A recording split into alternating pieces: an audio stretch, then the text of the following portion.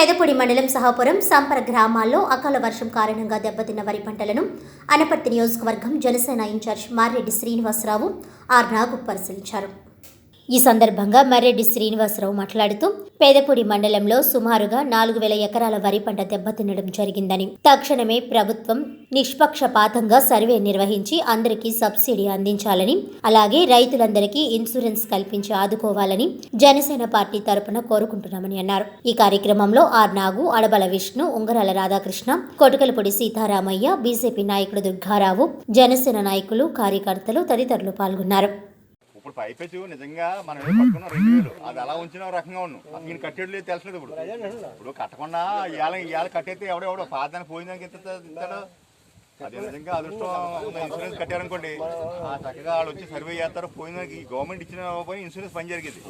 ఇప్పుడేమో ఇన్సూరెన్స్ మనల్ని కట్టొద్దు అన్నారు, ఇలా కట్టేది లేదు తెలుసలేదు. ఇప్పుడు మా గ్రామం మట్టుకండి అది విచిత్రం. ఇప్పుడు వాళ్ళ మీద ఉన్న వాళ్ళు కూడా పట్టించుకోవట్లేదు. వాళ్ళు ఇదేటో అర్థం కావట్లేదు. ఇప్పుడు నిజంగా అంటే ఇప్పుడు ఊళ్ళో 10 మందికి వచ్చినట్టు ఉన్న వాళ్ళు పోట్లాడచ్చు. అదే ఆ 10 మంది కూడా కాపాడుకోలేదు. ఈ పోయిన వాటికి పూర్తి ఇచ్చండి, ఉన్న వాటికి 4% 5% రాయాలి. ఇది ఎకరానికి 6,000, హెక్టార్కి 6,000, ఎకరానికి 500 అవుతుంది. చాలా ఉన్నాయండి, ఒప్పుడు చేస్తున్నాం, రాసలేదు.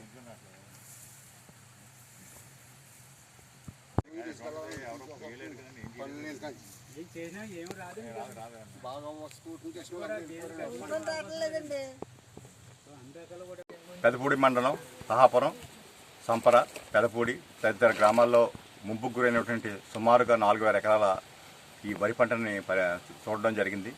పరిస్థితి మాత్రం చాలా దయనీయంగా ఉంది. అసలే వర్షాల మూలంగా దిగుబడి తగ్గిపోయినటువంటి రైతుకి ఈ రెండో తుఫాను మూలంగా చాలా విపరీతమైన నష్టం జరిగింది. ఇది కలర్ రంగు మారిపోయి రకరకాల దిగుబడి మారిపోయి ఈవేళ ఒక్కొక్క కూలికి 750 రూపాయలు చెల్లించి ఉన్నదాన్ని వదులుకోలేక దాన్ని చేయడానికి వచ్చే డబ్బంతా కూడా ఈవేళ కూలి పని సరిపోవడానికి పరిస్థితి ఉంది. అదేవిధంగా కూడా గవర్నమెంట్ తరఫున కూడా తక్షణం ఈ 4,000 ఎకరాల్లో కూడా నిష్పక్షపాతంగా దీన్ని సర్వే జరిపించి అందరికీ కూడా ఇన్పుట్ సబ్సిడీ లభించే విధంగా ప్రభుత్వం తరఫున చర్యలు తీసుకోవాలని మేము డిమాండ్ చేస్తున్నాం. అదేవిధంగా గతంలో ఇన్సూరెన్స్ అయితే రైతులు కట్టేవారు. ఈ గవర్నమెంట్ వచ్చిన తర్వాత మీరు ఇన్సూరెన్స్ కట్టక్కర్లేదు, మేమే కడతామని చెప్పి భరోసా ఇచ్చి కట్టిన ఇన్సూరెన్స్ డబ్బులను కూడా వెనక్కి వాపసు చేశారు.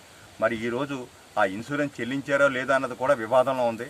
అదేవిధంగా తక్షణం కూడా ఈ రైతులందరికీ ఇన్పుట్ సబ్సిడీ, అదేవిధంగా ఇన్సూరెన్స్ కూడా తక్షణం ఈ రైతులందరికీ కూడా అందజేసి ప్రభుత్వం తరఫున సహాయం చేయాలని, లేకపోతే ఈ రైతాంగం కూడా ఎవరు కూడా నిలబడే పరిస్థితి లేదని చెప్పి జనసేన ప్రభుత్వం తరఫున పార్టీ తరఫున విజ్ఞప్తి చేస్తున్నాం.